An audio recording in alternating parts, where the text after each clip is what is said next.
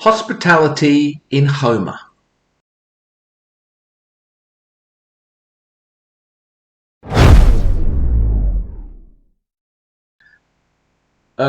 No, not that Homer. Yeah, that one, more or less. In the ancient Greek world of Homerian times, hospitality, xenia, was considered a very important virtue, particularly inhospitable individuals or people who took advantage of another's hospitality could expect to be punished by the gods.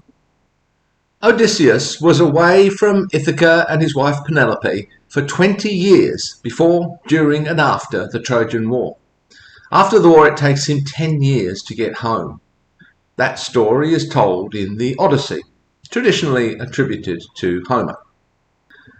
After all that time, Penelope is plagued by a horde of suitors. She's very hospitable towards them, but they abuse her hospitality. They eat huge amounts of food, are rude to their host, they get into fights. Now, moral, upright characters such as Penelope actively disadvantage themselves in order to extend hospitality to others. But the behaviour of the suitors is subsequently rewarded upon Odysseus' return, when he slaughters them all, as well as the 12 female servants who were working with them. Now, many people welcome Odysseus on his journey and they offer hospitality, as they do also for Telemachus, who is Odysseus' son, who is out looking for word of his father.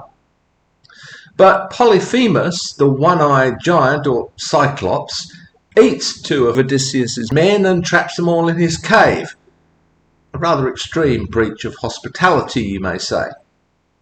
Now, when Odysseus and his men first arrive at Polyphemus' cave, Polyphemus himself isn't there.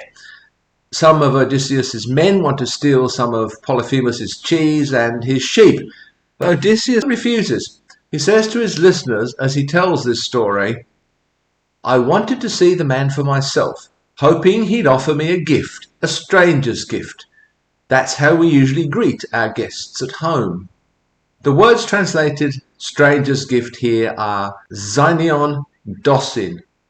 So this is a direct invocation of the idea of xenia, hospitality or guest friendship.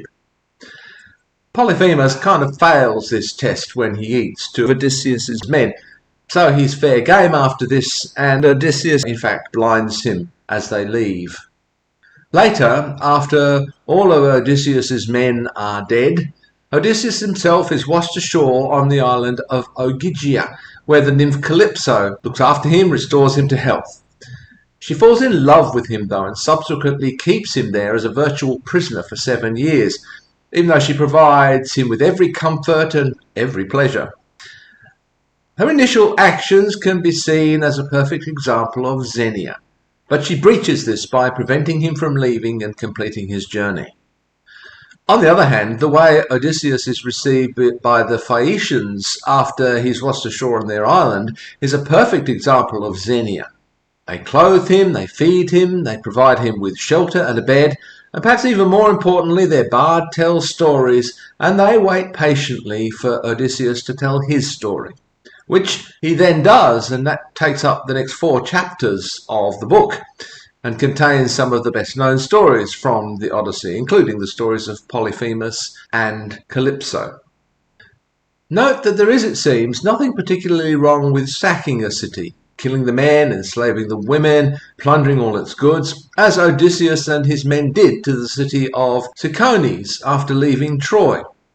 There probably would have been nothing wrong with Odysseus' men stealing Polyphemus' cheese and sheep, but a breach of xenia was considered a very serious offence against the gods.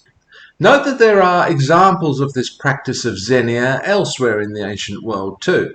For example, there are at least 2 examples in the Old Testament. There's the story of Abraham and the 3 visitors in Genesis chapter 18 verses 1 to 15. Abraham exemplifies hospitality by welcoming these 3 strangers, who turn out to be divine messengers, into his home, offering them food, water and rest. This mirrors the expectation found elsewhere in the ancient world that strangers were to be cared for. It's also a kind of cautionary tale, I think, because you never know when the stranger may turn out to be a divine messenger or even one of the gods themselves. There's also the story of Lot and his visitors in Genesis chapter 19, verses 1 to 11. Lot takes in 2 strangers in Sodom and offers them protection, which aligns with his duty as a host to safeguard his guests.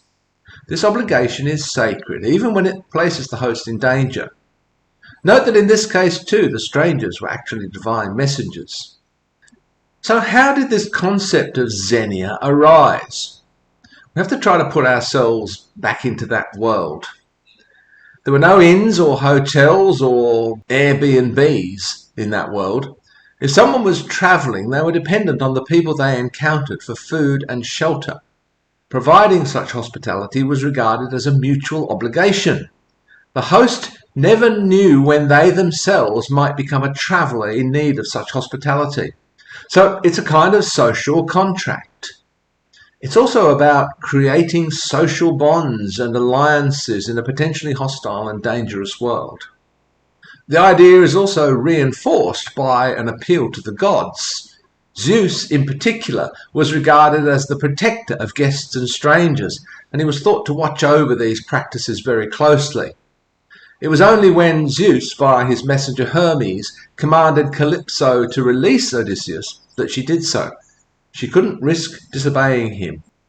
So I think this is a good example of how an ethical framework can develop which is based on social needs, something that's essential to keep society functioning, for which some kind of divine justification is subsequently evoked. At the very least, the divine is appealed to in order to ensure that this practice is maintained and enforced. Look, go and get yourself a good modern translation of the Odyssey. It's a pretty good read.